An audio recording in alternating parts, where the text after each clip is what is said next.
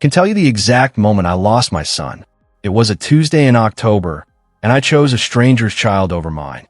But let me back up, because this story doesn't start with that Tuesday. It starts 28 years earlier, in a tiny apartment that smelled like hope and cheap coffee, where a young woman named Helen Morrison, that's me, stared at a teaching certificate on the wall and believed she was going to change the world. I was 23 years old, fresh out of college, and so naive I actually thought wanting to help was enough. I didn't know yet that wanting to help everyone meant helping no one at all. I didn't know that being everybody's hero would turn me into one person's villain. They handed me a classroom of 32 fifth graders that first September, and I fell in love. Not with teaching, exactly, but with being needed. With the way little Maria's face lit up when I stayed after school to help her with fractions. With the gratitude in Mrs. Chen's eyes when I spent my lunch period tutoring her son. With a feeling, God, the feeling of being the person someone had been waiting for. It's a drug, that feeling. And I didn't know I was already addicted. By the time I met David Morrison at a friend's wedding 2 years later, I was the teacher everyone wanted for their kid. I stayed late. I came in early. I brought struggling students home on weekends, sitting at my kitchen table while they finally understood long division or finally believed they could read. David thought it was beautiful. He'd watch me grade papers at midnight and say, "You're going to be an amazing mother someday." He had no idea he was watching his future unravel, one graded paper at a time. We got married when I was 27. Small ceremony because I had parent-teacher conferences the next day. Should have been a sign, shouldn't it? But David just smiled and said, "That's my girl, always putting the kids first." He didn't say other people's kids. Not yet. Michael David Morrison came into the world on a rainy April morning when I was 28, and I held him in my arms and made him a promise. I whispered it into his tiny pink ear while David slept in the chair beside my hospital bed. "You're going to be so proud of your mama," I told him. "I'm going to show you what it means to make a difference." I kept that promise, just not the way I thought I would. The first few years weren't so bad, or maybe I just tell myself that now. David was home more than I was. He worked regular hours at the accounting firm, 9 to 5, steady and reliable, everything I wasn't. Michael was a happy baby, then a happy toddler, and I convinced myself that having a present father made up for having an absent mother. I'd come home at 7, sometimes 8, exhausted from after-school programs and tutoring sessions, and Michael would toddle over with his arms up, and I'd hold him for exactly as long as it took to eat dinner before pulling out my lesson plans. David would give me a look sometimes, this sad little flicker across his face, but he never said anything. Not then. Michael started kindergarten the same year I got my first Teacher of the Year nomination. I remember standing on that stage at the district awards ceremony, listening to former students talk about how I'd changed their lives, how I'd stayed late to help them, and how I believed in them when no one else did. The applause was thunderous. I felt like I was floating. And in the back of that auditorium, David sat alone because he couldn't find a babysitter and I'd forgotten to arrange one. Michael was home with David's mother, probably already asleep, definitely not watching his mother accept an award for being everyone else's hero. The cracks started showing when Michael was 7. 7 years old, still young enough to think I hung the moon, but old enough to notice when I kept missing it. He had a part in the school play, just 3 lines, a little mouse in some fairy tale, and he practiced those lines every single night at dinner. "Mom, are you listening?" he'd ask, and I'd look up for whatever paper I was grading and say, "Of course, honey, you're doing great." But I couldn't tell you what those 3 lines were. Not then, not now. The night of the play, I had every intention of being there. I'd marked it on my calendar in red ink, circled it twice, and set 3 reminders on my phone. But that afternoon, one of my students, a girl named Sarah with bruises she wouldn't explain, broke down crying in my classroom. She told me things I can't repeat, things that made my hands shake and my heart crack. By the time I'd called child services, filed the report, and stayed with her until her foster placement was arranged, it was 9 o'clock at night. The play had started at 7. Michael's 3 lines had been spoken to a crowd that didn't include his mother. I came home to find David putting Michael to bed. My husband looked at me with eyes I'd never seen before. Not angry exactly, but resigned. Tired, like he'd finally stopped being surprised. He asked for you 17 times, David said quietly, so Michael wouldn't hear. I counted.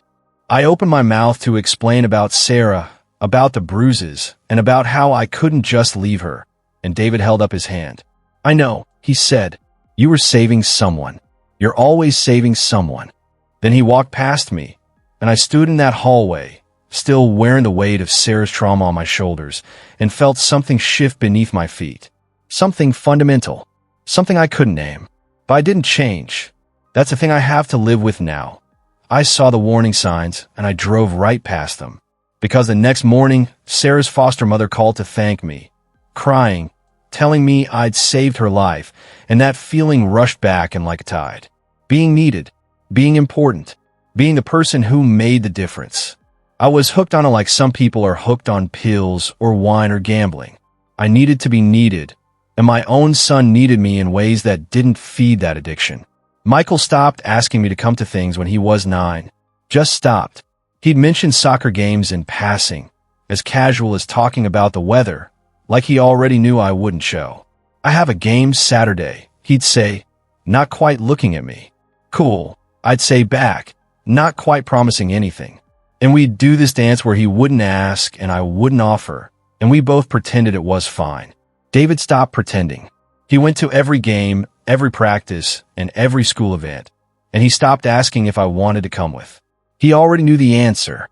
I told myself I was teaching Michael important lessons. About service. About helping others. About using your gifts to make the world better. I told myself he had a father who was present, so he didn't need both of us hovering. I told myself a lot of things in those years, and every single one of them was a lie I needed to believe. The pattern calcified like bone. I took over the after-school program, started a summer enrichment program, mentored new teachers, ran the literacy initiative. My classroom became a second home for dozens of kids, the ones with parents who worked late, the ones who dreaded going home, and the ones who needed one adult who would listen. And they didn't need me. That part wasn't a lie. Those kids would have fallen through the cracks without me, and I caught them. I caught so many of them. But while I was catching strangers, my own son was learning to catch himself. By the time Michael turned 12, we were practically strangers living in the same house. He'd grown tall and quiet, looked more like David every day, and I realized with a shock that I'd missed it. The growing, the changing, the becoming.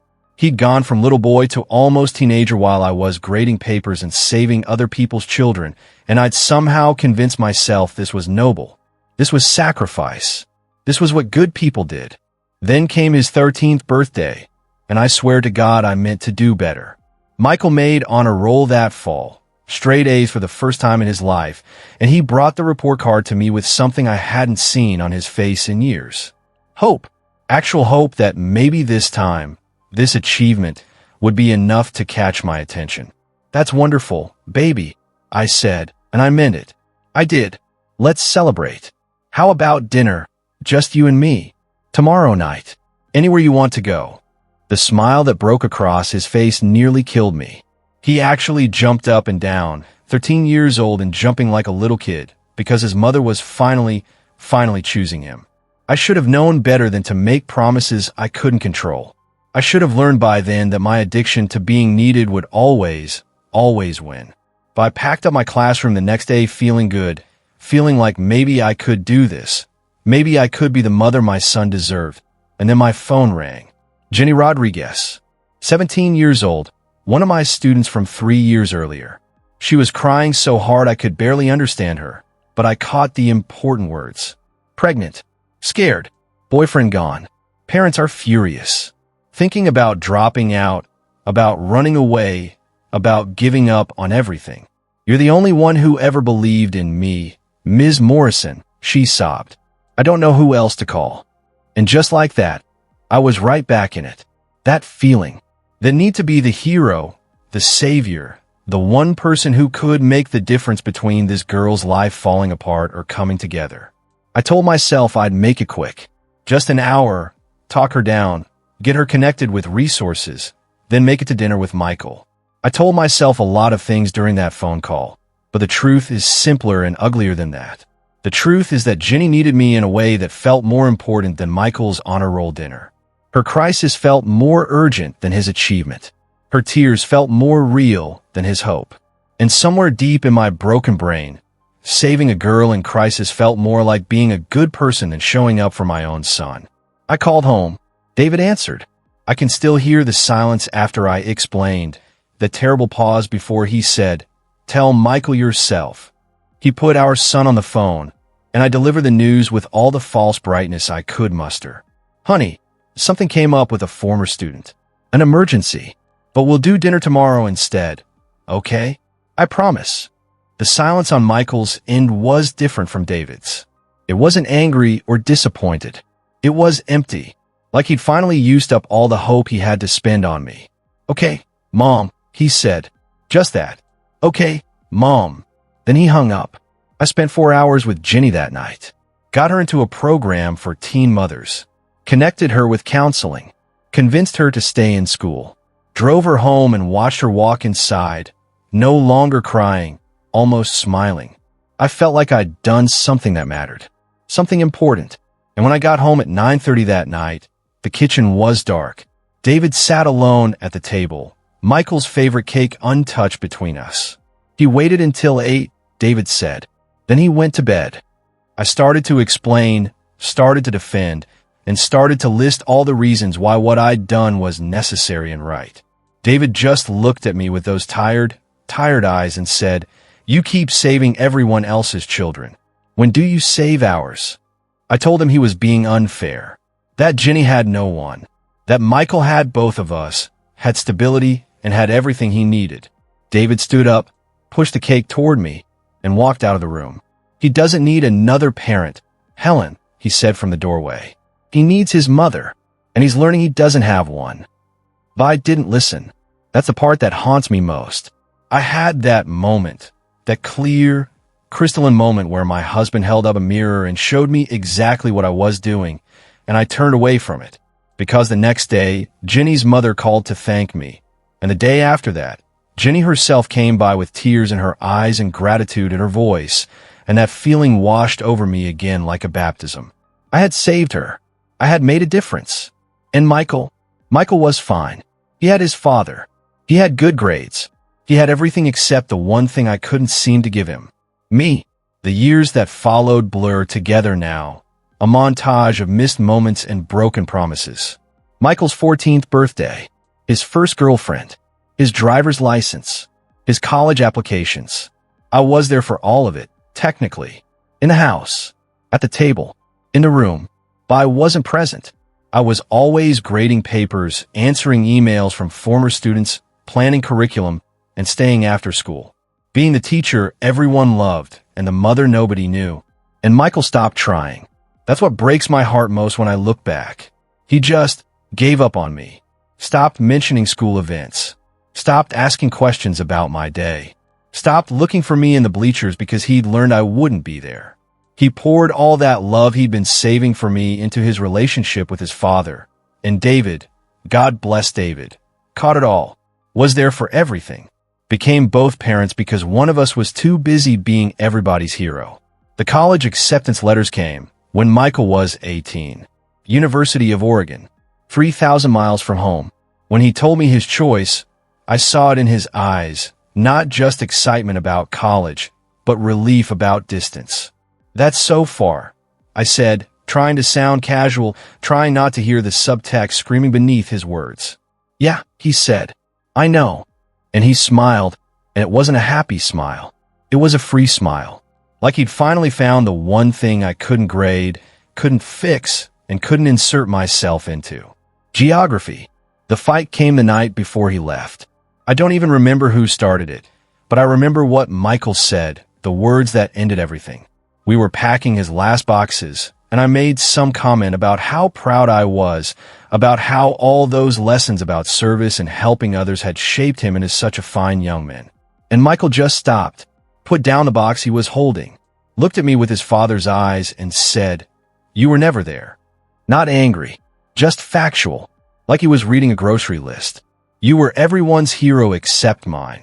I tried to argue, tried to list all the ways I had been there, all the dinners and rides and conversations. He cut me off. "You were in the room, Mom." You weren't there. And I spent 13 years trying to be important enough for you to notice. I'm done trying.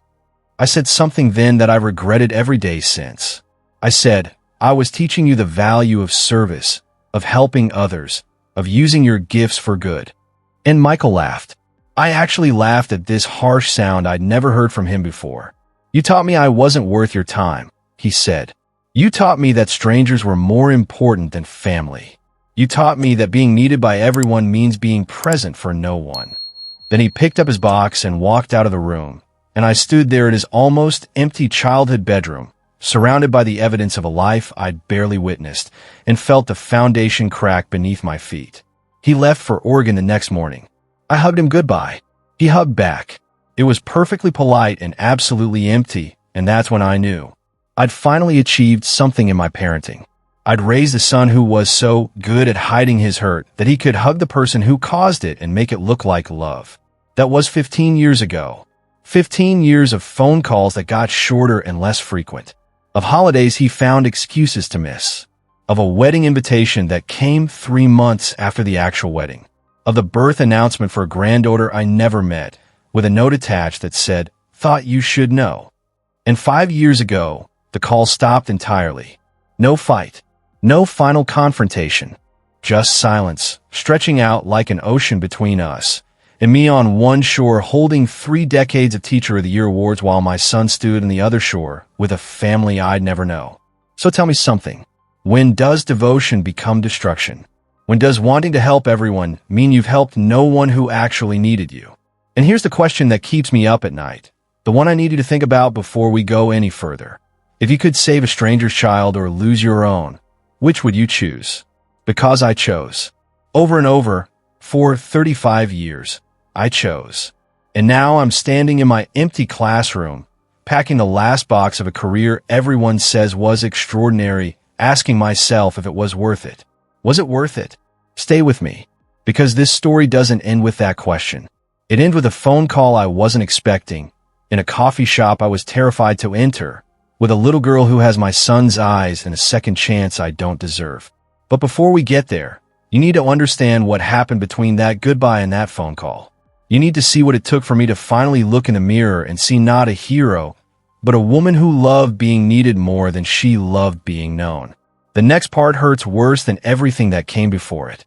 But if you stayed with me this far, if you've seen yourself in any of these moments, if you've ever chosen the crisis over the constant, the dramatic over the daily, the strangers who needed saving over the child who needed showing up, then you need to hear what comes next. Because I learned something in those 15 years of silence. I learned that legacy isn't measured in plaques on walls or thank you cards in boxes or 3,000 students who call you their hero. Legacy is measured in the people who want you at their table.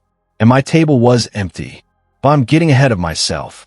First, I need to tell you about the retirement party, the hollow victory, and the moment I finally understood what I'd really been doing all those years. Stay with me. This is where it gets real. The retirement party was scheduled for a Saturday in June, and I spent the entire week before it practicing my smile in a bathroom mirror. Not a happy smile. I've forgotten how to make those look real. No, I practiced the smile you give when people are celebrating you and you're dying inside. The smile that says thank you while your brain screams, what for? It took me 63 years on this planet to perfect the art of looking grateful while feeling hollow, but by that Friday night, I had it down cold. The school gym was decorated like I'd died. That's what it felt like anyway. Balloons and streamers and a banner that read 35 years of making a difference. And I kept thinking, whose difference? Who exactly had I made different? Because the one person who should have been different because of me, the one person whose life I was supposed to shape and nurture and protect, wasn't even in the same state. Hadn't been for 15 years. And as I walked into that gym on Saturday afternoon, wearing a dress I'd bought specifically for this occasion, smiling that practice smile, I felt like I was attending my own funeral. But here's what I didn't expect. Here's what broke me in ways I wasn't prepared for. They came. Former students I hadn't seen in decades flew in from across the country. Maria. Remember Maria, the little girl who couldn't do fractions. She is a mathematics professor now at Berkeley. Tommy Chun, whose mother had looked at me with such gratitude, was a pediatrician. Sarah, the girl with bruises I'd called child services for, stood up and told the entire crowd that I'd saved her life. And Jenny Rodriguez, the pregnant teenager I'd chosen over Michael's honor roll dinner, had become a high school principal, and she gave a speech about how I'd kept her in school, how I believed in her when no one else did, and how her daughter was now in college because I'd made one phone call 15 years ago.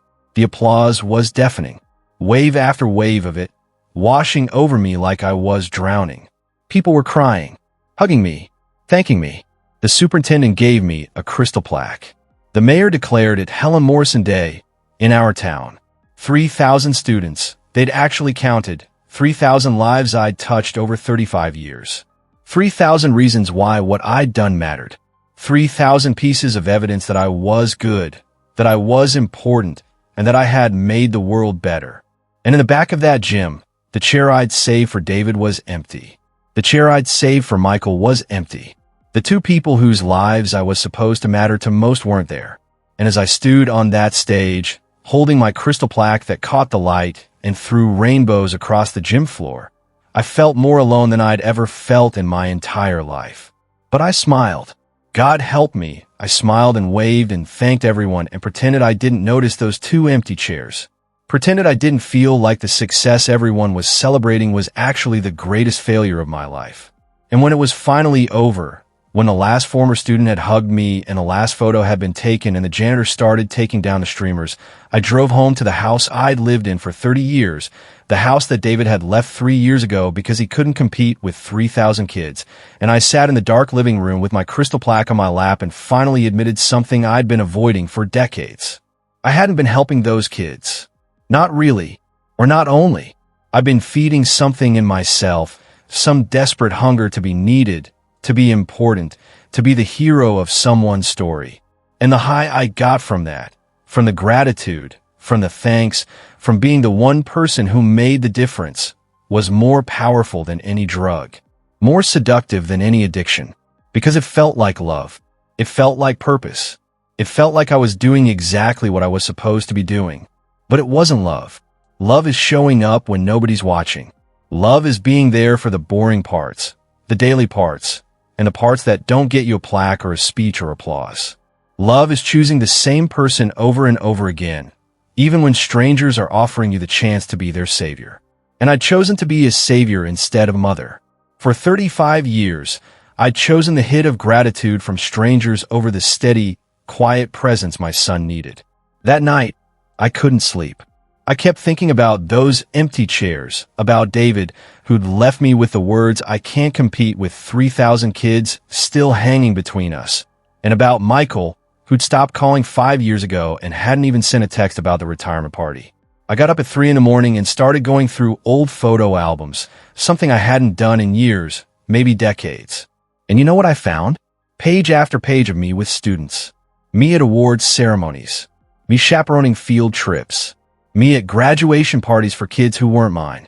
And scattered here and there, like afterthoughts, maybe a dozen photos of me with Michael. A dozen photos in 18 years of his childhood.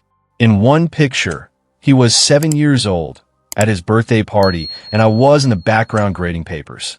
He kept looking over at me in that photo, this hopeful little glance, like maybe this time I'd put down the red pen and come play with him. I never did. I could see it in the sequence of photos, his face getting less hopeful with each shot, until in the last one, he'd turn away completely. 7 years old and already learning that I wasn't available. Already learning to stop asking. I closed that album and opened another, and it got worse. Michael at 9, at a soccer game, and I wasn't in a single photo because I wasn't there. Michael at 13, honor roll certificate in hand. And the only picture was of him and David at a restaurant I'd never been to, celebrating the achievement I'd blown off to help Jenny. Michael at 18, graduation day, and I was there for that one, but I looked exhausted and distracted, already mentally grading the final exams I'd brought home in my bag. He was looking at the camera. I was looking at my watch.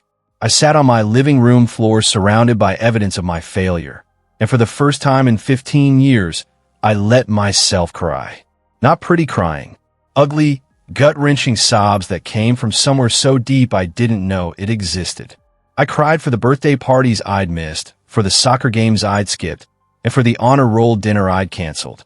I cried for David, who'd tried to warn me and who I dismissed as being unsupportive.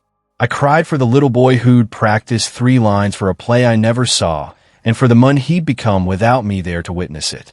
But here's the thing about hitting bottom, and I mean really hitting it, when you're on the floor at 4 in the morning surrounded by photo albums that prove you chose wrong for 3 decades. You either stay there and drown, or you decide to do something about it.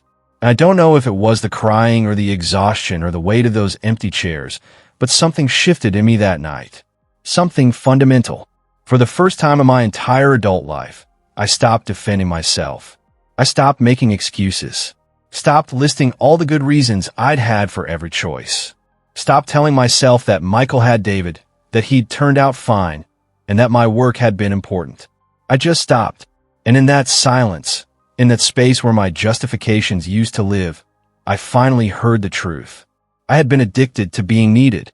I had used those 3,000 kids to fill something broken inside me. I had chosen the high of being someone's hero over the hard, daily work of being someone's mother. The sun came up and found me still on that floor, still holding those albums, but something was different. I wasn't the same woman who'd stood on that stage yesterday accepting applause for a job well done.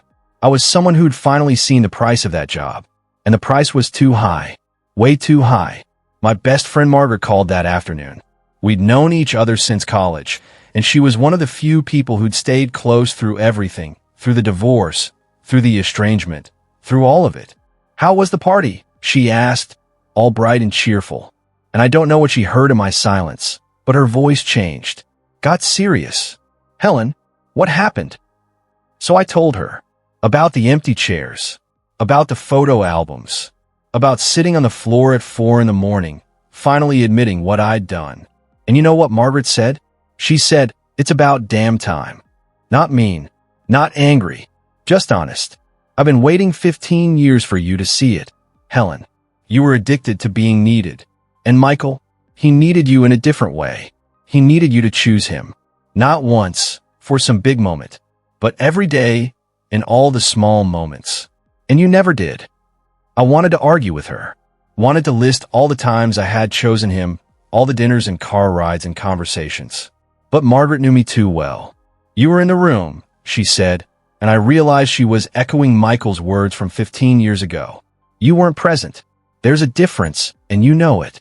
She was right. God, she was right. And that's when I told her what I'd decided, somewhere in those pre-dawn hours on my living room floor. I was going to reach out to Michael. Try to fix this. Try to do better. Margaret got quiet. Then she said something that made my blood run cold. "Helen, you need to be prepared for the possibility that it's too late. That some bridges, once burned, can't be rebuilt. And you need to ask yourself if you're doing this for him or for you. For him or for me." I sat with that question for 3 days. Because the truth was complicated. Did I want a relationship with my son because he deserved a mother who finally showed up? Or because I couldn't stand the weight of those empty chairs, couldn't stand looking at my legacy and seeing only what it had cost me? Was I trying to fix things for Michael? Or was I trying to fix the guilt that was eating me alive? I didn't have a good answer. So I did what I'd been avoiding for 5 years. I tried calling Michael. My hand shook as I pulled up his number, the same number I'd had saved for a decade, wondering if it even worked anymore. The phone rang. Once, twice, 3 times. Then voicemail. His voice, older than I remembered, was professional. "You've reached Michael Morrison. Please leave a message." Beep. What do you say in that moment? How do you condense 15 years of silence and 35 years of absence into a voicemail? I opened my mouth, and nothing came out. Just dead air, my breathing, and the sound of a mother who'd forgotten how to talk to her son. Then the voicemail cut off, and I sat there holding my phone, feeling like I'd just failed again. But I called again the next day, and the day after that. Left messages this time, rambling things that started with, "Michael, it's your mother," as if he wouldn't know my voice, as if I hadn't become a stranger. I told him about the retirement party, about the empty chairs, about finally understanding what I'd done. I apologized over and over, my words spilling out like water through a broken dam. And he never called back. 2 weeks of this.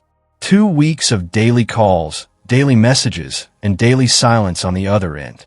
Margaret warned me I was becoming obsessive, that I was doing the same thing I'd always done, pushing, fixing, trying to solve the problem through sheer force of will. Maybe he doesn't want to hear from you, she said gently. Maybe you need to respect that. But I couldn't, because respecting his silence meant accepting that I destroyed something that couldn't be repaired, and I wasn't ready for that. Not yet. So I started writing letters. Actual letters, on paper, with a pen. I hadn't handwritten anything in years. Everything was typed, printed, and digital. But I bought a box of stationery, and I wrote. Page after page after page. And here's what's strange. Writing by hand slowed me down. Made me think about each word. Made me feel the weight of what I was trying to say. I couldn't just backspace and delete. Every word stayed, even the ones that hurt. I wrote about the play he'd been in, and the 3 lines I never heard him say. I wrote about the honor roll dinner I'd missed for Jenny, about how I'd convinced myself her crisis was more important than his achievement.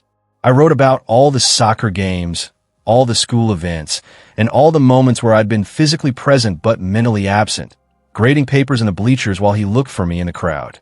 I wrote about the college acceptance, about how I'd told myself I was proud while secretly being relieved he was leaving. I wrote about the 15 years since then, about how I'd waited for him to come back, to forgive me, to make the first move, because it was easier to wait than to admit I was the one who needed to change. And I wrote about the retirement party, about standing on that stage accepting applause for being everyone's hero while the 2 people who mattered most weren't there, about the crystal plaque that felt like a tombstone, about finally understanding that legacy isn't measured in thank you cards and awards but in the people who want you at their table. And I wrote that his table was empty because of me, because I'd chosen strangers over family for so long that family became strangers. I mailed those letters. Once a week for 8 weeks. Never got a response. Never expected one, really. But I kept writing because Margaret said something that stuck with me.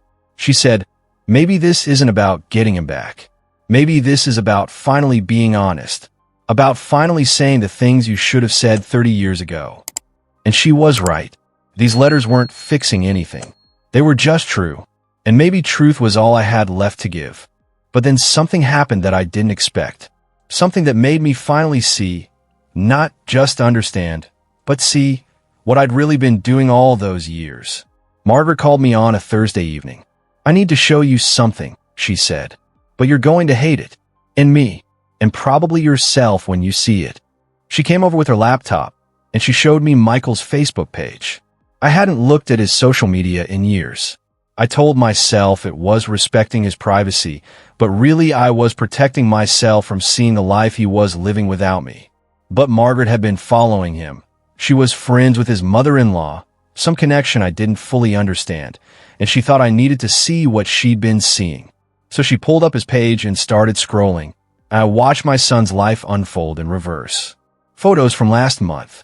Michael is at a soccer game, but not playing, coaching. A little girl in a bright yellow uniform, maybe 6 or 7 years old, and Michael crouched down next to her, showing her how to kick. The caption said, "Wouldn't miss it for the world, kiddo." More photos. Michael at a school play, front row, holding flowers. At a parent-teacher conference, I was sitting next to a woman I assumed was his wife. At a science fair, helping his daughter with her project. At breakfast, at the park, at bedtime story hour. In every single photo, he was there, present, engaged, smiling. And I realized, sitting on my couch looking at these photos, that Michael hadn't just survived my absence. He'd learned from it. He'd become everything I wasn't. Every choice I'd made wrong, he was making right. Every moment I'd missed, he was showing up for. He'd taken the template of his childhood and built the exact opposite for his daughter. And it was working. You could see in the photos, this little girl looked at her father like he hung the moon because, unlike her grandmother, he actually showed up to see it. Margaret was watching my face. "That's Emma," she said quietly. "Your granddaughter. She's 7. 7. The same age Michael had been when I started really losing him. The same age he'd been in that play I missed, in that birthday party photo where he kept looking over at me, hoping I'd play. And Michael was there for her in every way I hadn't been for him. The cycle had broken, just not in the direction I'd hoped. "There's more," Margaret said, and she showed me another post from a few months ago. A family photo, Michael, his wife Sarah, and Emma, all bundled up in winter coats, somewhere snowy. They looked happy, really, genuinely happy. And the caption said, "Some people say it takes a village to raise a child. But I learned that a child needs a parent more than a village needs a hero. Here's to being present." I felt something break inside me then. Not dramatically, not with tears or sobs. Just this quiet crack, like ice splitting on a lake. Because that post was about me. About what he'd learned from me. About the lesson I'd taught him without meaning to.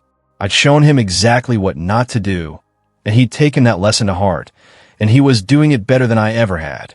"He's a good father," I whispered. Margaret nodded. "He is. And you know what that means?" I shook my head. I didn't know anything anymore. "It means you didn't completely fail," Margaret said. "You taught him something important. You just taught it backwards." But here's the thing about seeing your son's life laid out in photos you weren't part of, seeing your granddaughter's face for the first time on a computer screen, and seeing the family you could have been part of if you'd made different choices. It doesn't make you feel better. It makes everything worse. Because now I knew exactly what I was missing. Now I had a face to attach to the emptiness, a name to put to the loss. Emma, 7 years old, my son's daughter, my granddaughter, and she didn't know I existed. I started watching his page obsessively after that. Margaret gave me the password to her account so I could check it myself, and I fell into a pattern that was almost exactly like my old pattern with students. I checked multiple times a day, studied every photo, read every caption, tried to piece together the life I'd missed from these digital breadcrumbs. And Margaret finally called me on it. "You're doing it again," she said. "You're obsessing. You're trying to fix it through sheer force of will instead of just sitting with what you've lost." She was right. Of course she was right. But sitting with what I'd lost felt impossible. Because what I'd lost was everything. My husband, my son, my granddaughter, 15 years of Michael's life, 7 years of Emma's. All of it gone, traded for 3,000 thank you cards and a crystal plaque and a day named after me in a town where my family didn't live anymore. But I kept watching. Kept checking his page. And that's how I saw the post that changed everything. Michael wrote it on a Sunday night, just a few lines, but they hit me like a fist to the chest. Had a conversation with Emma today about grandparents. She asked why she only has one grandma and one grandpa. Told her that sometimes families are complicated, and that's okay. She said, "But I want more grandparents, Daddy." Me too, kiddo. Me too. I read that post 17 times. Counted each time, memorized every word, because hidden in those lines was something I hadn't expected. Not forgiveness, exactly, but maybe longing, maybe grief. Maybe there's the possibility that Michael felt the absence too, that it wasn't just me standing on one shore looking across an ocean at a family I'd lost. Maybe he was on the other shore looking back. Or maybe I was reading too much into it. Maybe I was doing what I'd always done, taking a small opening and trying to force my way through it. But I couldn't help it, because Emma wanted more grandparents, and I was a grandparent, and somewhere in that equation was a possibility I'd thought was dead. I called Margaret immediately, told her about the post, asked her what she thought it meant, and Margaret, in her infinite wisdom, said, "It means he's human. It means he's raising a daughter and thinking about family and realizing that absence affects everyone, not just the person who was absent." But Helen, listen to me. This doesn't mean he wants you back in his life. This means he's grieving what could have been. There's a difference. But what if it wasn't too late? What if there was still a chance? What if I could show him, not tell him, show him, that I'd finally learned a lesson, that I'd finally understood what love actually meant? The questions circled in my brain like vultures, and I couldn't shut them off. I started writing another letter. But this one was different. This one wasn't about apologizing for the past. This one was about asking for a future. I wrote about seeing Emma's photo, about learning I had a granddaughter who wanted more grandparents, about how I knew I had no right to ask, no reason to expect anything. But could I meet her? Just once. Just coffee, or a park visit, or anything he'd allow. I wrote that I understood if the answer was no, that I'd earned that over 35 years of choosing wrong. But if there was any chance, any possibility, any small opening where I could begin to make things right, I was begging him to give it to me. I sealed that letter before I could second-guess myself. Mailed it on a Monday morning. Told Margaret what I'd done. She gave me this look, half sympathy, half concern. And if he says no, she asked, if he doesn't even respond. I didn't have an answer, because I hadn't thought past the sending. Hadn't let myself imagine the rejection that was probably coming. Had just acted on hope, which was maybe the most foolish thing I could have done. Days passed. A week. 2 weeks. Nothing. I kept checking my mailbox like a woman possessed, looking for a letter that wasn't coming. Kept checking my phone for a call that never came. And slowly, painfully, I started accepting that Margaret had been right. It was too late. Some bridges, once burned, can't be rebuilt. Michael had seen my letter and decided I didn't deserve a response. And who could blame him? But then, on a Tuesday morning exactly 3 weeks after I'd mailed that letter, my phone rang. Unknown number. I almost didn't answer because of the spam calls, the robocalls, and the endless noise of modern life. But something made me pick up. Some instinct I didn't know I still had. And when I said hello, there was a pause. A long pause. Then a voice I hadn't heard in 5 years said one word that made time stop. Mom. Michael, my son, calling me Mom. I couldn't breathe, couldn't speak. Just held the phone to my ear and listened to his breathing on the other end and felt 15 years of silence crack open like an egg. Mom, are you there? He asked, and I realized I'd been quiet too long. I'm here. I managed. I'm here. And my voice broke on those words because I was finally here when he called. The conversation that followed was short. Painfully short. He told me he'd got my letter. All of them. Actually, he'd been saving them, reading them, not knowing how to respond. He said he wasn't ready before. Wasn't ready to hear my apologies, to face what we'd lost, to open that door. But something had changed. Emma had changed things. She'd seen an article about my retirement party. Somehow, some way, it had crossed her path, and she'd asked about her grandmother, the one she'd never met. And Michael hadn't known what to tell her. I don't know if I can forgive you, he said, and his honesty was like a knife. I don't know if we can fix this. But Emma wants to meet you. She saw your picture, and she said, she looks nice, Daddy. Why don't we know her? And I didn't have a good answer. I didn't want to tell her that my mother chose her career over her family. I didn't want her to learn that lesson. I was crying now. Couldn't help it. I understand, I said. I do. And Michael, I'm not asking for forgiveness. I'm not asking for a relationship. I'm just asking for a chance to meet her. To see you. To try. He was quiet. Then, coffee. Next Saturday. 1 hour. No promises beyond that. I said yes before he could change his mind. Yes to coffee. Yes to 1 hour. Yes to no promises. Yes to whatever scraps he was willing to give me because I'd learned that scraps from family matter more than banquets from strangers. We set the details. A coffee shop halfway between us. 2 hours for me, 2 hours for him, meeting in the middle in every sense. He told me to be there at 2 o'clock. Don't be late, he said. It's important to Emma that people show up when they say they will. The implication was clear. Be different than you were. Show up. Be there. And I promised him I would. I promised him I would be there, that my calendar was clear, and that nothing would make me miss this. And after I hung up, I sat in my kitchen holding my phone and realized I was terrified. Because what if I messed this up again? What if I said the wrong thing, did the wrong thing, or fell back into old patterns? What if 1 hour wasn't enough to show him I'd changed? Or worse, what if I hadn't really changed at all? What if I was still that woman who loved being needed more than she loved being present, who was addicted to the high of being someone's hero? Margaret came over that night. I'd called her immediately after Michael's call, sobbing so hard she couldn't understand me, and she dropped everything to drive to my house. That's what real friendship looks like, by the way. Someone who shows up when you're falling apart, who doesn't need the dramatic crisis to care about you. She held me while I cried and listened while I spiraled and finally said, "Helen, you need to hear something. You're going to mess this up." I looked at her, shocked. That wasn't what I needed to hear.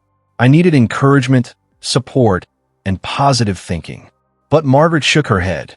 "No, you need to hear this. You're going to mess this up because you're human, and humans mess up. You're going to say something awkward or apologize too much or try too hard. And that's okay, because the point isn't to be perfect. The point is to be there, to show up, to try." Michael's not expecting perfection. He's expecting presence. And if you can just be present, really present, not performing present, that's enough for 1 hour. Present, not performing. That distinction had never occurred to me, but was everything. Because I'd spent 35 years performing the role of devoted teacher, performing the role of caring mentor, performing the role of someone who made a difference. But I'd never just been present, never just sat with someone without an agenda, without trying to fix or save or improve them. Never just been. Could I do that now? Could I sit across from my son and granddaughter without trying to prove I'd changed, without launching into speeches about what I'd learned, without performing the role of reformed grandmother? Could I just be there, in that moment, for 1 hour? I didn't know, but I had 5 days to figure it out. 5 days to prepare for the most important hour of my life. 5 days to practice being present instead of performing. And as Margaret left that night, she turned back and said, "You know what the real test is? If Emma spills her hot chocolate or gets bored or wants to leave early, what will you do? Will you force the hour because you need it? Or will you let her lead because she needs it?" That's the difference between the old Helen and the new one. What would I do? Would I choose my need to fix things or Emma's need to feel comfortable? Would I push or would I receive? Would I perform or would I just be? The questions haunted me for the next 5 days, and I still didn't have good answers. But Saturday was coming whether I was ready or not. And in that coffee shop, in that 1 hour, I would find out if I'd really changed or if I'd just learned to tell myself better lies. Here's what I want to know from you, because I need to know I'm not alone in this. Have you ever realized, too late, that you were choosing the wrong things? That you were feeding the wrong hunger? That what felt like love or purpose or calling was actually just addiction to being needed? Have you ever stood at the edge of a second chance you don't deserve and wondered if you were strong enough to do it differently this time? And if you have, if you've been where I am now, tell me, does it work out? Can people really change? Or are we just destined to repeat our patterns in different forms? Because I'm about to walk into that coffee shop, and I'm terrified. Terrified that I'll blow it. Terrified that 1 hour won't be enough. Terrified that I'll see my granddaughter's face and break down. Terrified that Michael will look at me with those eyes, his father's eyes, the eyes I've been avoiding for 15 years, and I'll see that nothing I do will ever be enough to make up for what I did. But I'm going anyway, because Margaret was right. It's not about being perfect. It's about being present. It's about showing up. It's about choosing the people who should matter most, even when it's terrifying, even when you know you might fail, even when the outcome is completely out of your control. So I'm going to that coffee shop to meet my son, who might never forgive me, to meet my granddaughter, who doesn't know me, to try to be different than I was. And whatever happens in that hour, whatever Michael decides, whatever Emma thinks of the stranger claiming to be her grandmother, I'm going to be there. Really there. Not grading papers in the back of my mind. Not checking my phone for calls from former students. Not performing the role of doting grandmother.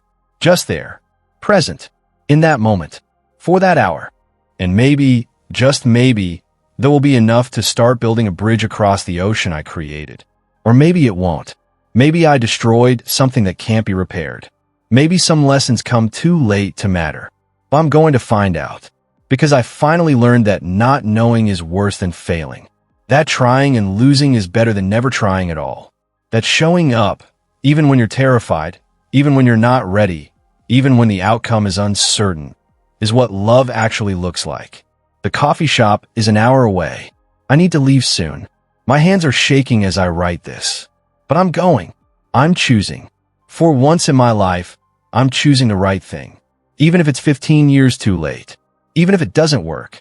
Even if Michael looks at me across that table and sees only the mother I failed to be, not the grandmother I'm trying to become. I'm going. And I'm terrified. And I'm ready. Or I'm not ready, but I'm going anyway. Which is maybe what courage actually is. Stay with me. Because what happens in that coffee shop, what my granddaughter says, what my son decides, what I finally understand about the difference between being needed and being loved, that's where this story either breaks my heart one final time or starts to heal it. And you need to be there for it. Because if I learned anything in those 15 years of silence, it's that the moments that matter most are the ones we almost miss. And I'm not missing this one. Not anymore. So here's the question I couldn't answer as I drove those 2 hours to meet my son. What do you wear to meet your own granddaughter for the first time when you're 63 years old and she's 7 and she has no idea who you are? I changed clothes 4 times that Saturday morning. Started with a blue dress, too formal, like I was going to a job interview. Then the casual jeans and sweater, too casual, like I didn't care enough. Then back to something in between. Then back to the blue dress. Margaret called at noon and found me standing in my closet in my underwear having what she later described as a mild breakdown. Wear the green blouse, she said. The one David always said made your eyes bright.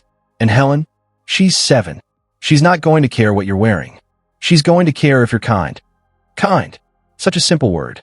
Such a complicated execution. I put on the green blouse. I looked at myself in the mirror. 63 years old. Gray hair I'd finally stopped coloring. Lines around my eyes from 35 years of squinting at student papers. Hands that shook as I tried to put on lipstick. I looked like what I was, a grandmother. An old woman trying to meet her granddaughter for the first time. And somewhere in that reflection, I saw someone I barely recognized. Not the teacher everyone loved. Not the hero of 3,000 stories. Just Helen. Just a woman who'd made mistakes and was trying to do better. I left my house at 11:30 for a 2 o'clock meeting. I gave myself extra time in case of traffic, in case I got lost, and in case I needed to pull over and cry. I did all 3. Traffic was terrible on the interstate. I missed my exit and had to circle back. And at 1:15, I pulled into a random parking lot and sobbed so hard I thought I might be sick. Because what if this didn't work? What if I walk into that coffee shop and Michael took one look at me and realized he'd made a mistake? What if Emma was scared of me, or bored by me, or sensed somehow that I was the grandmother who'd chosen strangers over family for 3 decades? But at 1:45, I pulled into the parking lot of the coffee shop, a place called the Daily Grind, generic and safe and exactly the kind of place you'd choose for a meeting that might go terribly wrong. I sat in my car for 10 minutes, watching the door, watching people go in and out, wondering if I should go in early or wait until exactly 2 o'clock. Michael had said too, "Don't be late," he'd said. "It's important to Emma that people show up when they say they will." So I waited, watched the clock tick down. 155, 157, 159. At exactly 2 o'clock, I walked through that door. The coffee shop was busy, Saturday afternoon crowd, people on laptops, couples on dates, and families with strollers. I scanned the room and didn't see them at first, and panic rose in my chest. What if they weren't coming? What if this was some kind of test I'd already failed? But then I saw movement in the back corner, and there they were. Michael stood up from a table, and my breath caught because he looked so much like David. 40 years old now, tall and solid, with his father's gentle eyes and my stubborn chin. And next to him, bouncing in her chair with barely contained energy, was a little girl with dark curls and bright eyes and Michael's smile. Emma, my granddaughter. I walked toward their table on legs that didn't feel like my own. Michael watched me approach, his face carefully neutral, giving nothing away. Emma watched too, curious but not scared. And when I reached the table, she said, "Are you my grandma?" No preamble, no introduction, just a 7-year-old straightforward question. And I didn't trust my voice, so I just nodded. She considered this for a moment, then said, "You're prettier than in the picture. Dad said you might be scary, but you're not scary. You look nice." I looked at Michael. He had the grace to look embarrassed. "I didn't say scary," he muttered. "I said you might be nervous." But Emma was already moving on, pointing to the chair across from them. "You can sit there." Dad says we can stay for 1 hour. I had him time on his phone. Do you like hot chocolate? I like hot chocolate, but Dad says I can only have one because too much sugar makes me crazy. She said this last part with dramatic emphasis, and despite everything, I almost smiled. I sat down. Michael sat down. We looked at each other across the table, and 15 years of silence sat between us like a wall. Thank you for coming, I finally said, and my voice came out smaller than I'd intended.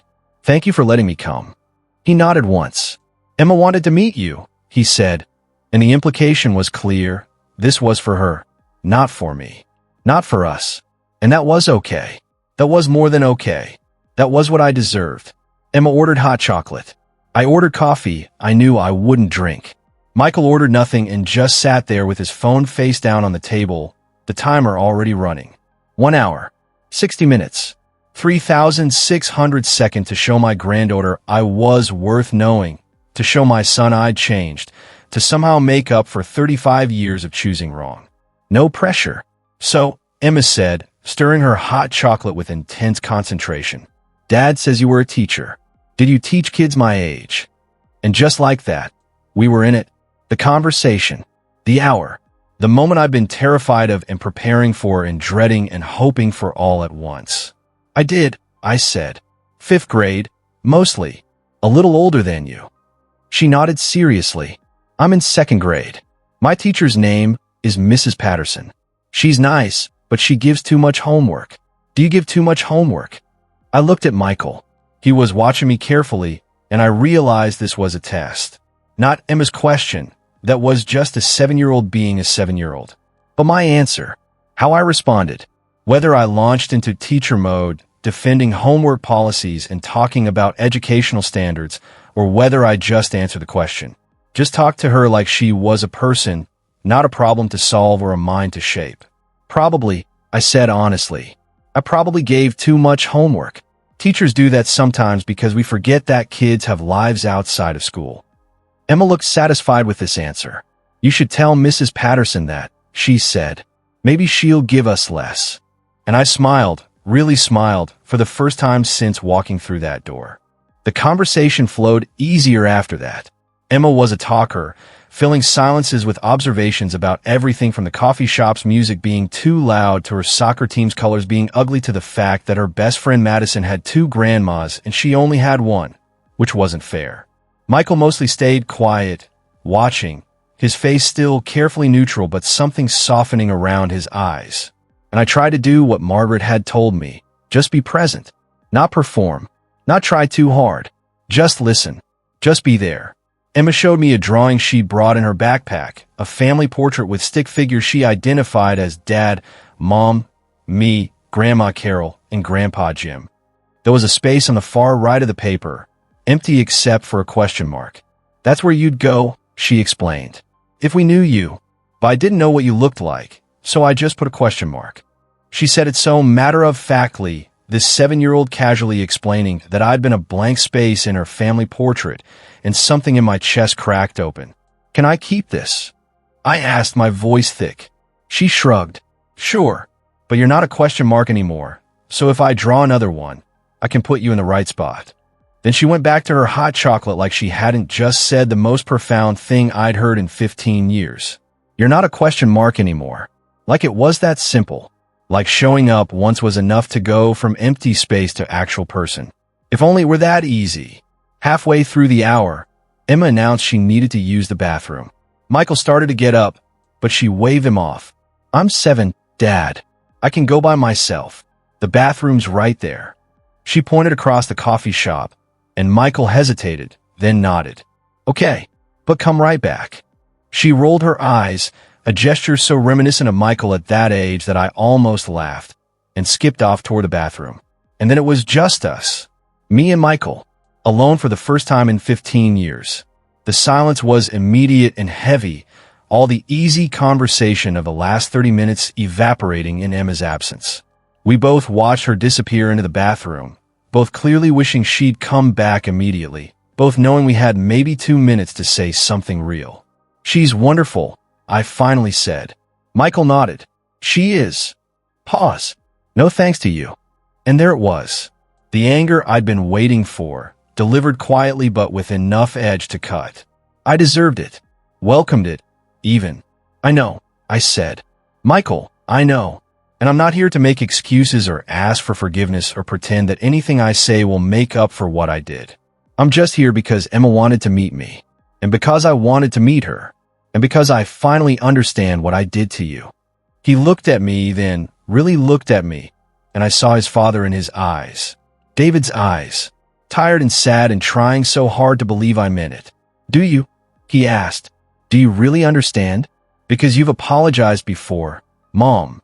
You apologized when I left for college. You sent those letters. But understanding and apologizing are different things. He was right. Of course he was right. You're right, I said. So let me try to actually explain what I understand now. I took a breath. I understand that I was addicted to being needed.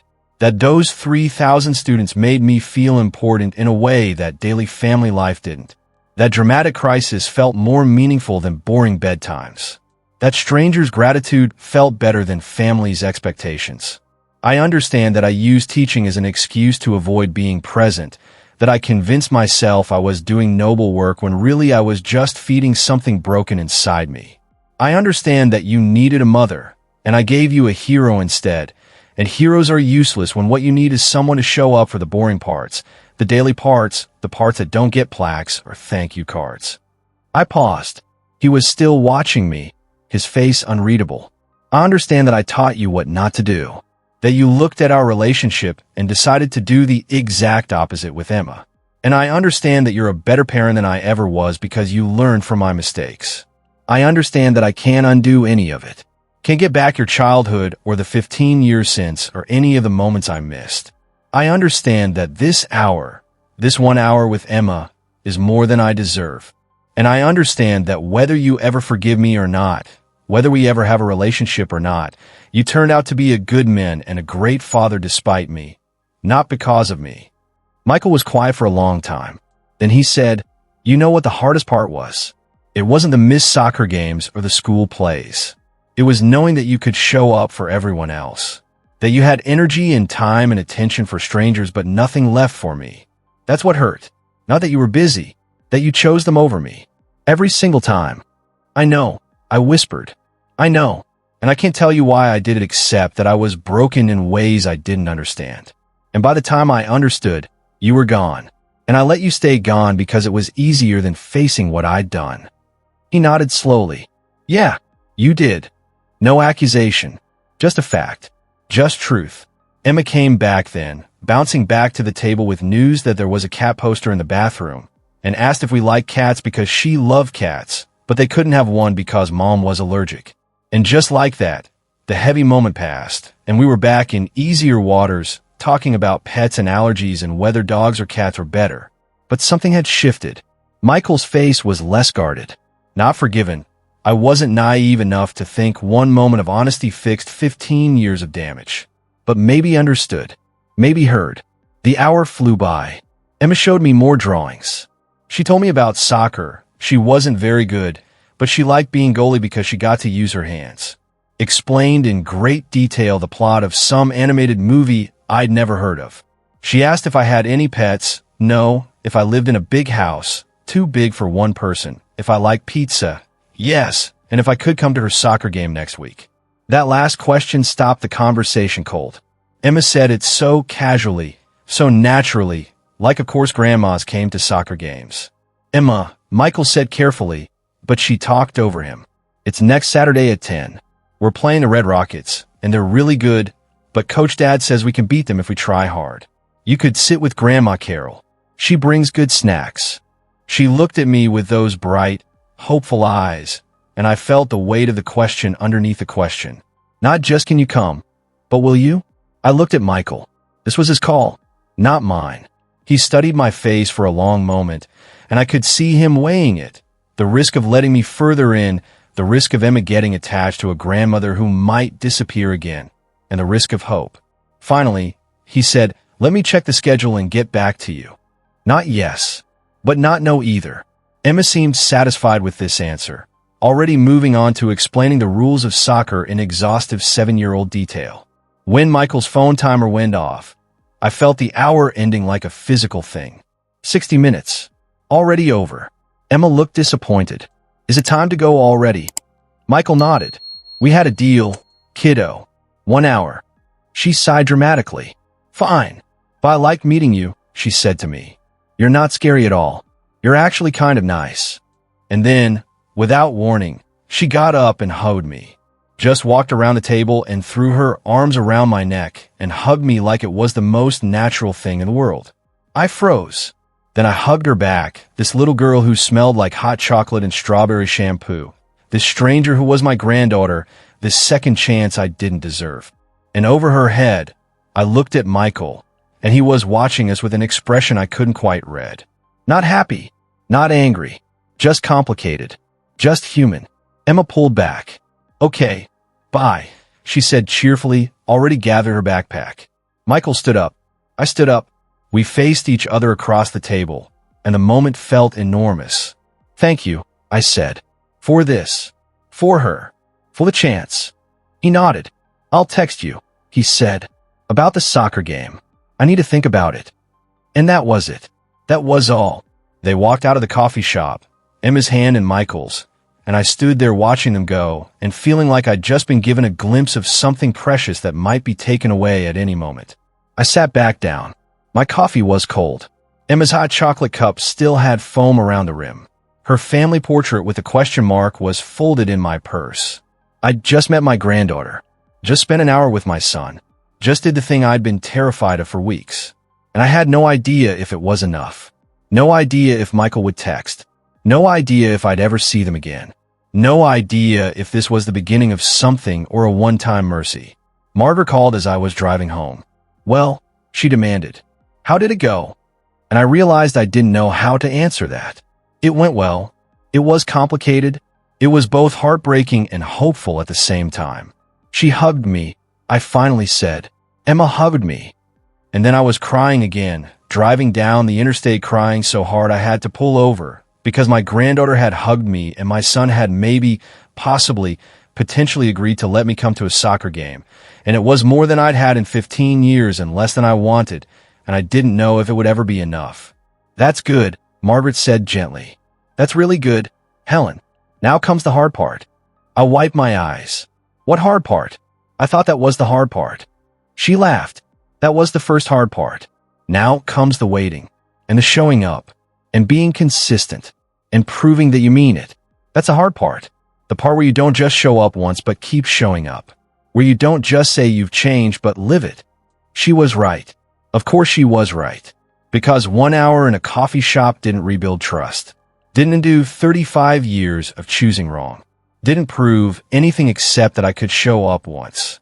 The real test was whether I could show up again. And again. And again.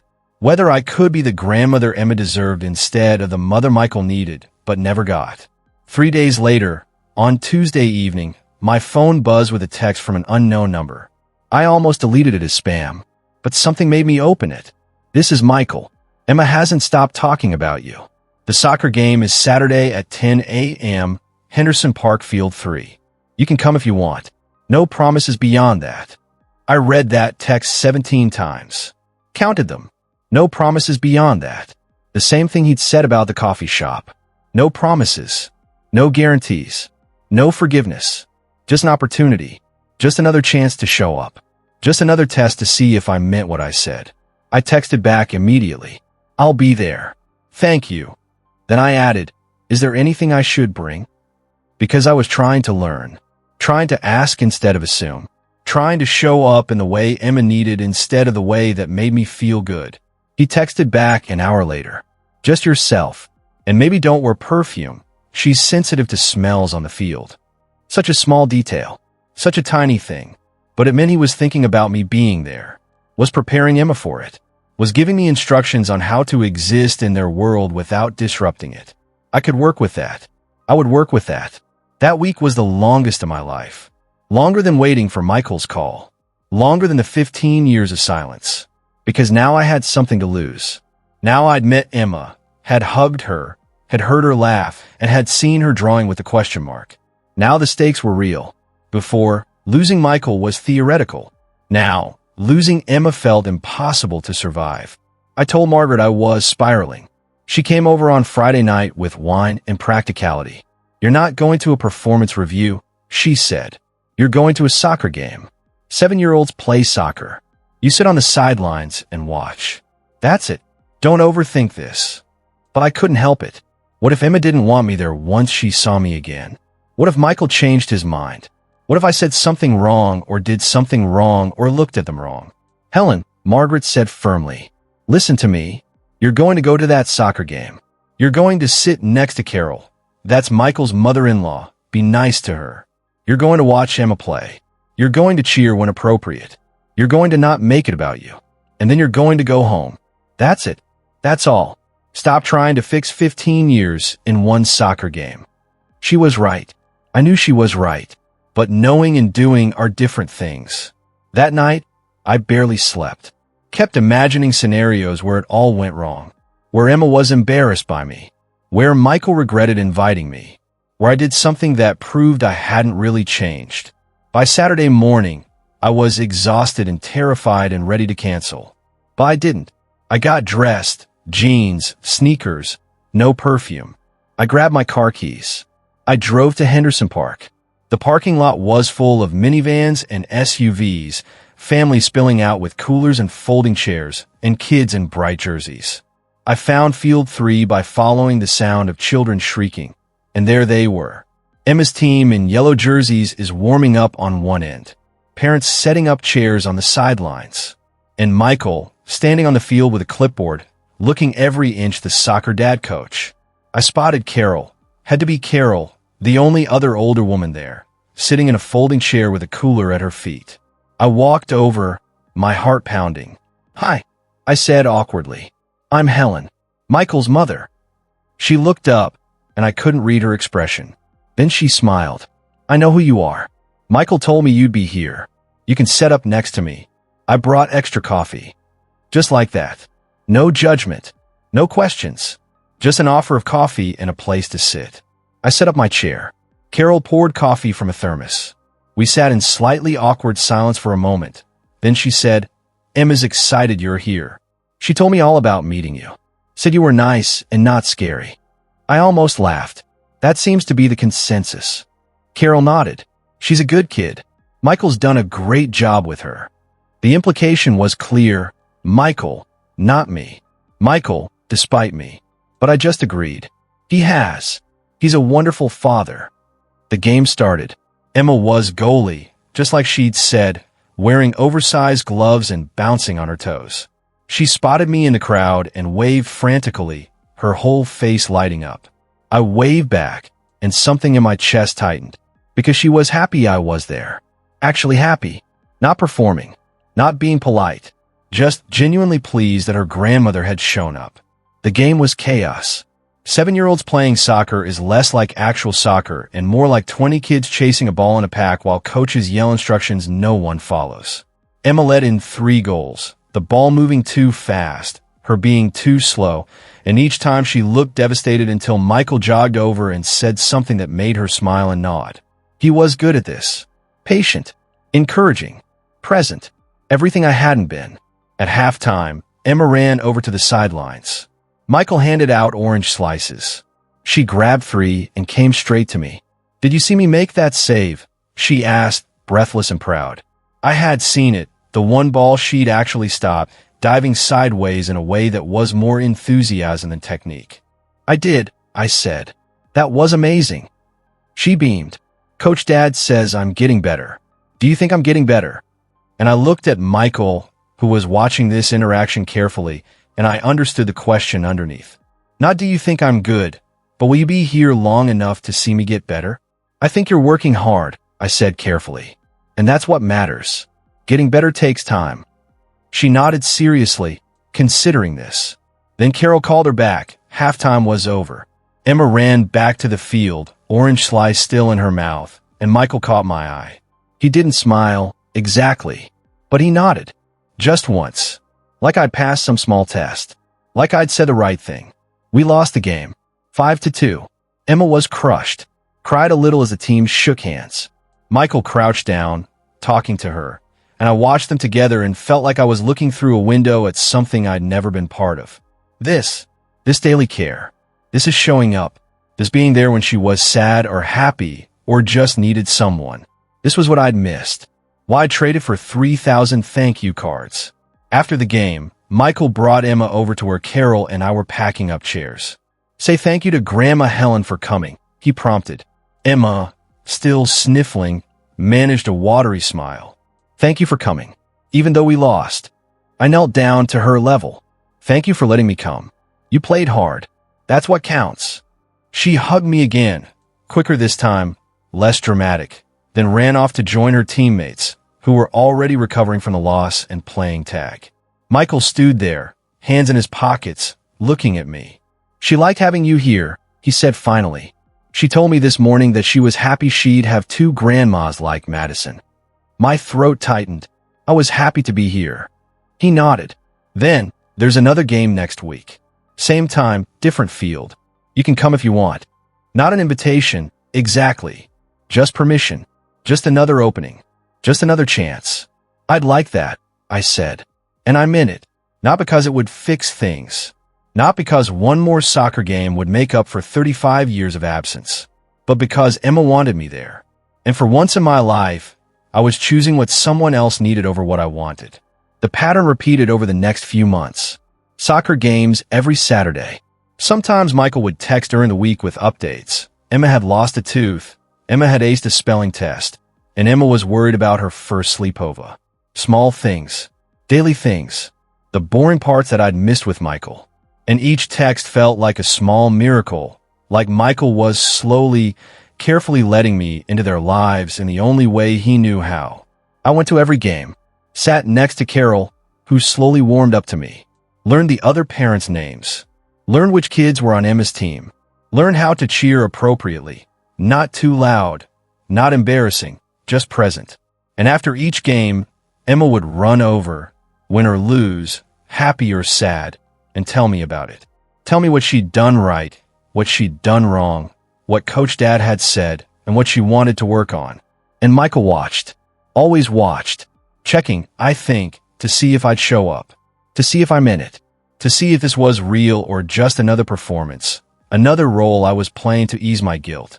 But I kept showing up. Not because it made me feel good, though it did. Not because I wanted credit, though some part of me did.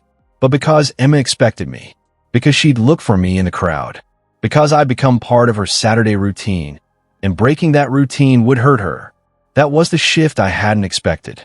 It stopped being about Michael and me.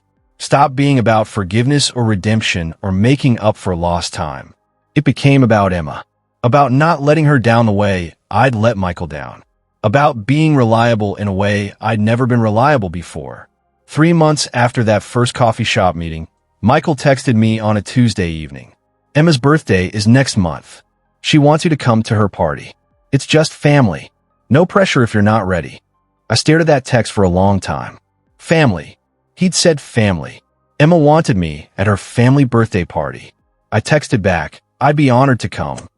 The party was at their house. The first time I'd been invited into their home. I pulled up to a modest two-story in a neighborhood full of kids' bikes and basketball hoops, and my hands were shaking as I rang the doorbell. Emma answered, wearing a princess crown and a huge smile. You came. Come see my room. She grabbed my hand and dragged me inside before I could even say hello to Michael. Her room was exactly what you'd expect. Pink walls, stuffed animals everywhere, and drawings taped to every surface. She showed me everything with the intense focus of a 7-year-old giving a tour. Her favorite stuffed elephant. Her collection of rocks that she swore were crystals. The chapter book she was reading was too hard, but she was trying anyway. And on her bulletin board, between a school photo and a drawing of a flower, was the family portrait she'd drawn in the coffee shop. The one with the question mark. Except she'd drawn over the question mark. Had added a stick figure with my gray hair and green blouse. Had written Grandma Helen underneath in careful letters. I told you I'd add you, when we knew you, she said matter-of-factly. Now you're not a question mark anymore. Now you're family. And she said it like it was the simplest thing in the world. Like showing up for a few months was enough to go from blank space to family. Like forgiveness was something children understood better than adults. The party was small. Just family, like Michael had said. Carol and Jim, Michael's in-laws. Michael's wife, Sarah, who was kind and welcoming in a way I didn't deserve. A few of Emma's friends. And me.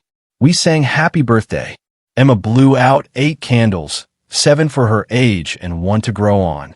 She opened presents, including the art set I brought after Carol mentioned Emma loved drawing. And when Emma hugged me and said thank you, it felt different than before. Less like a polite child being grateful. More like a granddaughter who knew me.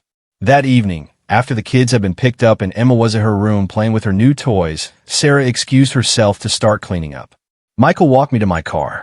We stood in his driveway in the fading light, and for the first time in months, we were alone without Emma as a buffer.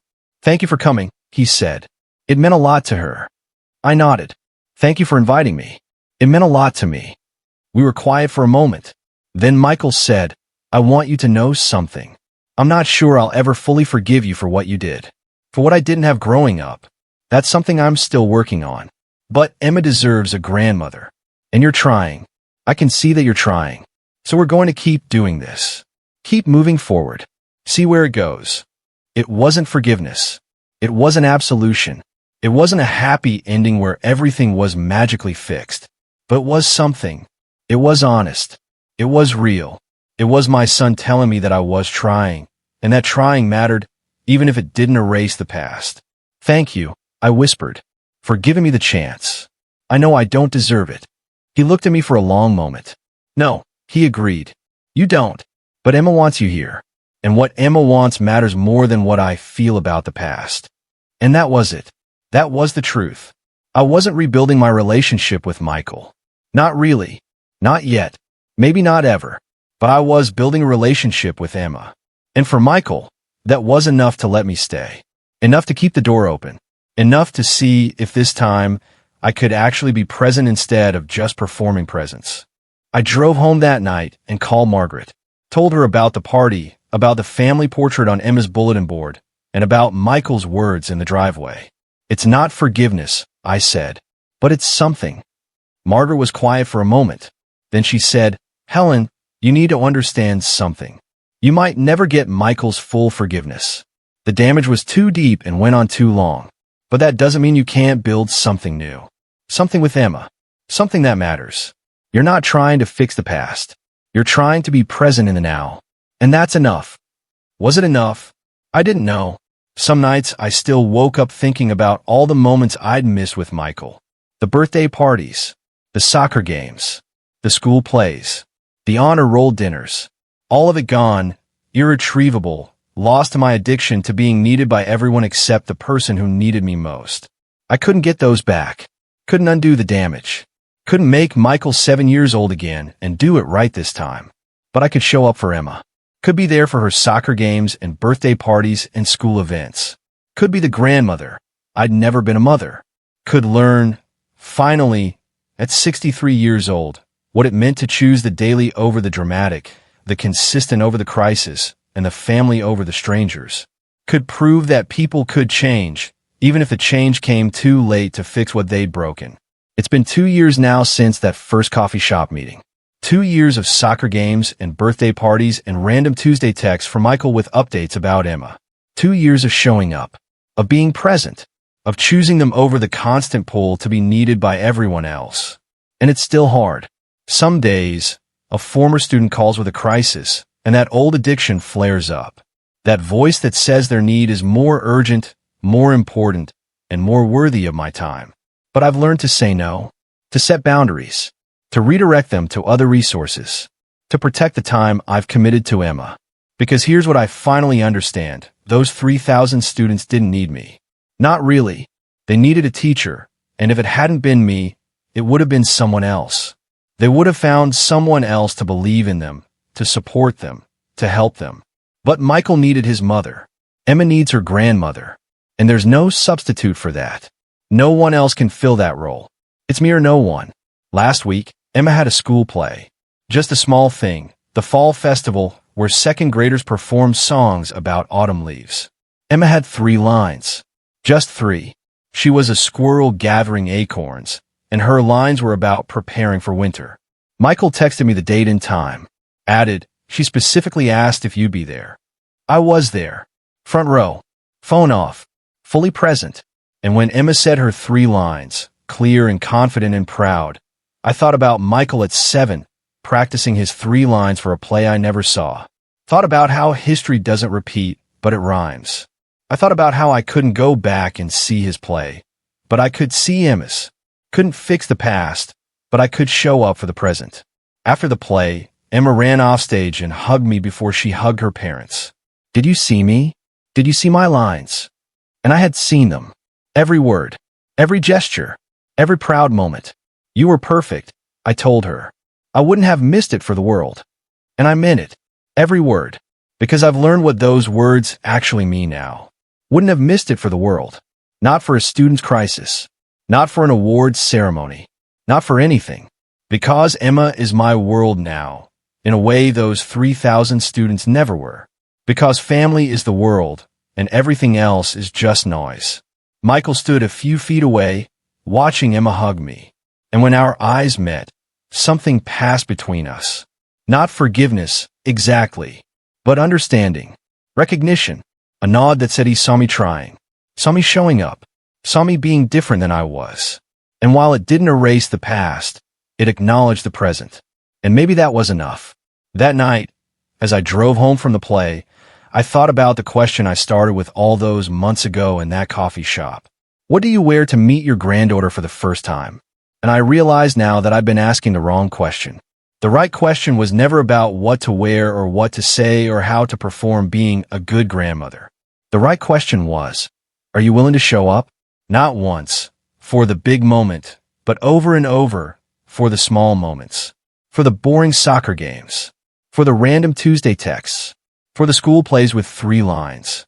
For the daily, unremarkable, unglamorous work of just being there. Because here's what nobody tells you about redemption. It's not dramatic. It doesn't happen in one moment, one apology, or one grand gesture. It happens in 1,000 small choices to show up when it would be easier not to. To be present when it would be more comfortable to perform. To choose the same people over and over again instead of chasing the high of being needed by everyone. I can't get back the 35 years I lost with Michael. Can't undo the damage. Can't make him 7 years old again and show up for his play. Can't go back to that Tuesday in October when I chose Ginny over his honor roll dinner and choose differently. That's gone. That version of our relationship is gone forever, and no amount of showing up now will resurrect it. But I can show up for Emma. Can be present for her in ways I never was for Michael. Can break the cycle I started and he continued. The cycle of absence, of choosing wrong, of being needed instead of being known. Can show her that family shows up. That grandmothers come to soccer games and birthday parties and school plays. That when you say you'll be there, you're there. And maybe, in showing up for Emma, I'm showing Michael something too. Not that I've changed enough to deserve his forgiveness. I don't think I'll ever deserve that. But I've changed enough to be trusted with his daughter. That the lessons I learned too late to help him might be learned just in time to help her. That sometimes the best apology isn't words but actions, repeated so many times they become patterns, and patterns repeated so many times they become character. 2 years, 24 months, 730 days of showing up, of choosing them, of being present. It's not enough to make up for what I lost. It's not enough to fully heal what I broke, but it's enough to build something new, something small and fragile and real, a relationship with a granddaughter who draws me into her family portraits, a tentative peace with a son who lets me stay, a second chance I don't deserve but am grateful for every single day. Margaret asked me last week if it was worth it, if showing up for Emma, knowing I'll never fully repair things with Michael, was worth the effort. And I realized that was the wrong question too. It's not about worth. It's not a transaction where I put in effort and get forgiveness in return. It's about being the person I should have been all along. It's about finally understanding that love isn't about being everyone's hero. It's about being someone's constant. So here's what I know now. At 65 years old, after 35 years of teaching 3,000 students and losing my own son in the process, Legacy isn't measured in plaques on walls or thank you cards in boxes or days named after you. Legacy is measured in the people who want you at their table, in the grandchildren who draw you into their family portraits, in the sons who let you try again with the next generation, in the small, daily moments of showing up that nobody sees and nobody celebrates but that build, over time, into something that might almost look like love. I taught 3,000 kids that they mattered, but I forgot to teach that lesson to the one who called me mom. I was everyone's hero except the one who needed a mother. I spent 35 years being needed by strangers and wondering why my family didn't need me back. And I finally learned, too late for Michael's childhood, but just in time for Emma's, that being needed and being loved are not the same thing. That devotion to everyone means devotion to no one. That the most important work isn't the work everyone sees and applauds. It's the work no one sees. The daily showing up. The boring consistency. The unglamorous presence. I can't undo what I did. Can't get back what I lost. Can't make Michael forgive me or forget what his childhood was like or erase the 15 years we spent as strangers. But I can show up for Emma. Can be there for her soccer games and school plays and birthday parties. Can choose her over and over again, until choosing her becomes as natural as breathing. Can prove that people can change, even if the change comes too late to fix what they broke, just in time to build something new. And maybe that's enough.